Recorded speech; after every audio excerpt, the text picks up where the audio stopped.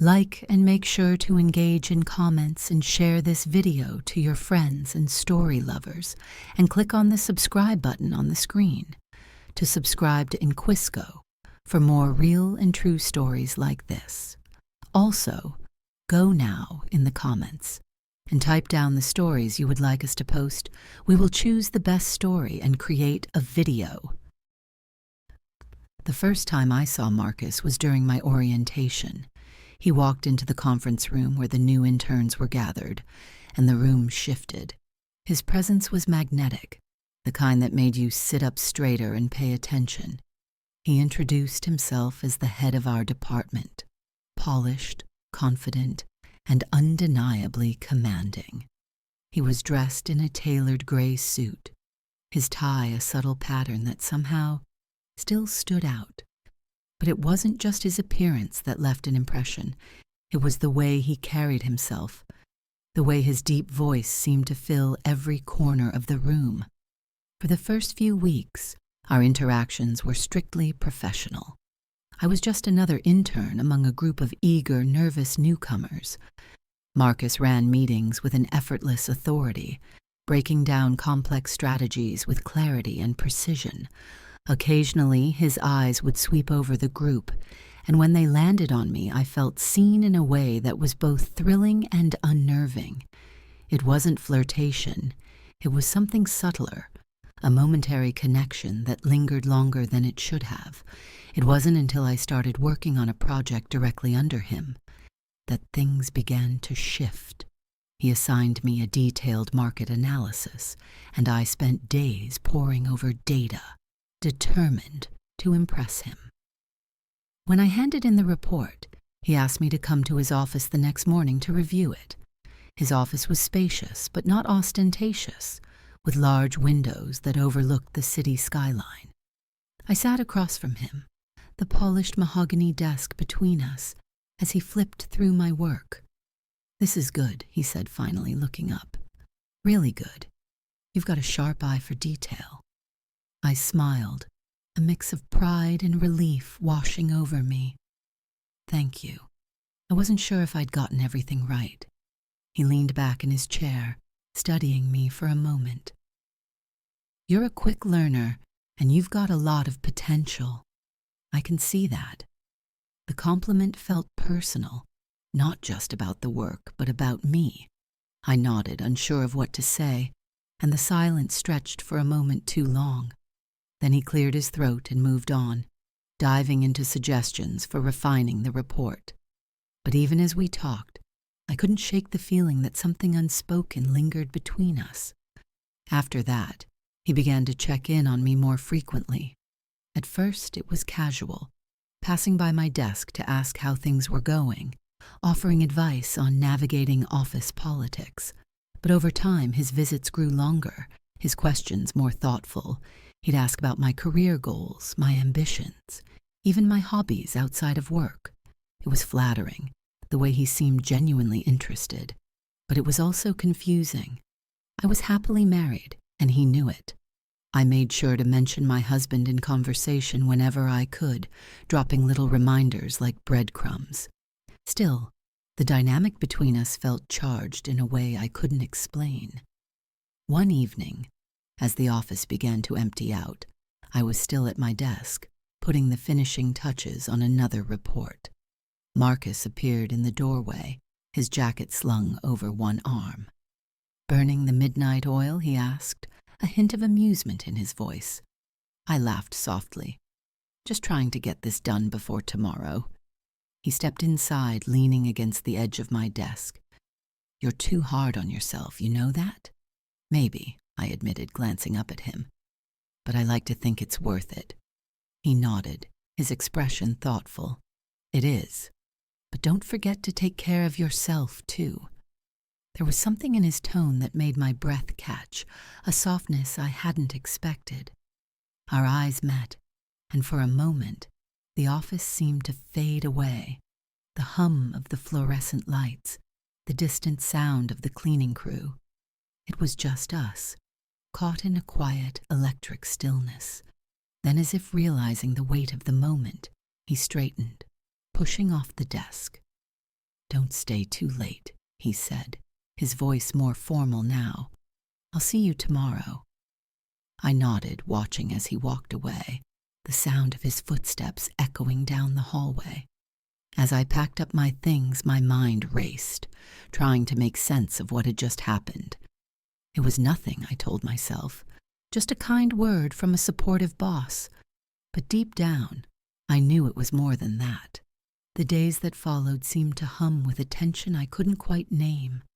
Marcus continued to stop by my desk, his presence both reassuring and disarming. He wasn't doing anything inappropriate. Not really. A kind smile here, a lingering glance there. Yet I found myself hyper-aware of him in a way that unsettled me. One afternoon, he invited me to join him for lunch. "You've been working hard," he said with an easy grin. "Consider it a small reward." I hesitated, but before I could decline, he added, "It'll be good to step away for a bit. Besides, I'd like to hear more about your thoughts on the new campaign." I agreed, convincing myself it was purely professional. We walked to a quiet bistro a few blocks from the office. The setting was intimate, but not overly so. Small tables, low chatter, the clink of silverware against plates. Marcus ordered for both of us after asking if I trusted his taste. As we ate, the conversation flowed effortlessly. We talked about work, of course, but also about our lives outside of it. He told me about growing up in Chicago, his struggles to climb the corporate ladder, and the mentors who had shaped him. I found myself sharing more than I intended. My dreams, my frustrations, even little anecdotes about my husband. At one point, he leaned forward, his dark eyes locking with mine. "You're different," he said, his voice low. "You have this spark. Most people come into this job just going through the motions, but you're passionate. It's rare." I didn't know how to respond, so I took a sip of water, hoping it would cool the heat rising in my cheeks. His words felt dangerously personal, and yet I couldn't deny how they thrilled me. When we returned to the office, things felt different. Every interaction seemed charged, every passing glance fraught with meaning. I found myself noticing details about him I'd overlooked before, the way his tie always matched his pocket square, the slight crook in his smile, the confidence in his stride. One evening, I stayed late to finish a presentation. The office was quiet, the only sounds the hum of the air conditioning and the distant buzz of a vacuum cleaner. I was so focused on my work that I didn't hear Marcus until he was standing beside me. "Still here?" he asked, his voice breaking the silence. I looked up, startled. "Yeah, just trying to get this done." He smiled, pulling a chair over to sit next to me. "Mind if I take a look?" As he reviewed my slides, I couldn't help but steal glances at him, the way his sleeves were rolled up to reveal strong forearms, the way his brow furrowed slightly as he read, the faint scent of his cologne, warm and woodsy, filling the small space between us. "This is solid work," he said finally, turning to me. "You've got a great instinct for this." "Thanks," I murmured, my voice barely above a whisper. For a moment, neither of us moved. The air seemed to thicken, the space between us shrinking despite the physical distance. His gaze dropped to my lips, then quickly shifted away as if catching himself. "I should let you get back to it," he said, standing abruptly. "Yeah," I said, my voice shaky. "Thanks for the feedback." He nodded, hesitating for a fraction of a second before walking away. As I watched him leave, I felt a confusing swirl of emotions, gratitude, guilt, and something else I didn't want to name. I told myself it was nothing, just a fleeting moment, easily forgotten. But as I packed up my things and headed home, I couldn't shake the image of him leaning over my desk, his voice low and warm in my ear. The following week, the air between Marcus and me felt charged, like static waiting for a spark. I tried to avoid him, burying myself in work and convincing myself that the moments we'd shared were inconsequential. But every time he entered the room, it was as if my senses tuned only to him, his voice, his movements, the way he filled the space effortlessly. One Friday, just before the end of the day, Marcus called me into his office. I hesitated at the door, unsure if stepping inside would cross some invisible line, but his warm smile disarmed me. "I need your help with something," he said, gesturing to the table where several mock-ups for an upcoming campaign were spread out. "Your eye for detail is better than mine." I walked in, carefully closing the door behind me. He was leaning casually against the table, his tie loosened, the top button of his shirt undone. "What do you think?" he asked, motioning to the designs. I forced myself to focus, stepping closer to study the mock-ups. As I pointed out details and offered suggestions, he moved beside me, close enough that our shoulders nearly touched. "You're good at this," he said softly, his voice carrying an undertone that made my pulse quicken. I glanced up, startled to find him watching me. There was no mistaking the look in his eyes, intent, searching, as though he was trying to gauge my reaction. "It's just practice," I said, my voice barely steady. "No," he said, shaking his head slightly. "It's you." The words hung in the air, heavy and undeniable.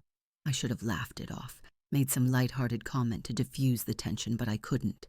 My feet felt rooted to the spot, my body betraying me with its awareness of him. "Marcus," I began, but my voice faltered. "Tell me to stop," he said, his voice low, almost a whisper. "And I will." I opened my mouth, but the words wouldn't come. He was close now, so close I could feel the heat radiating off him, the scent of his cologne filling the space between us. His hand hovered near mine, not quite touching, but the proximity sent a shiver down my spine. "This isn't," I started, but even I didn't know how to finish the sentence. He reached out, brushing a stray strand of hair from my face. The touch was light, almost imperceptible, but it sent a jolt through me. "It doesn't have to mean anything," he said, his voice a soft murmur. But it did mean something, something I couldn't ignore, no matter how much I wanted to. I stepped back, putting space between us, though it felt like tearing away a part of myself. "I can't," I said, my voice trembling. For a moment he just looked at me, a mix of regret and something deeper in his eyes. Then he nodded, stepping back as well. "You're right," he said, his tone heavy. "I'm sorry." The air between us felt different now, still charged, but with a new kind of intensity. The moment had passed, but the weight of it lingered, settling into the corners of the room like a memory that couldn't be undone. I left his office without another word, my heart pounding in my chest. The guilt hit me first, sharp and immediate, followed by a wave of relief. Whatever almost happened, it hadn't. But as I walked to my car and drove home, I couldn't shake the thought of how close we had come, or the lingering warmth of his presence. And in the quiet of that evening, as I sat at the dinner table with my husband, I found myself wondering if he had felt it too. The line we'd almost crossed, the pull that neither of us could quite deny. Click on the subscribe button on the screen to subscribe to Inquisco for more real and true stories like this.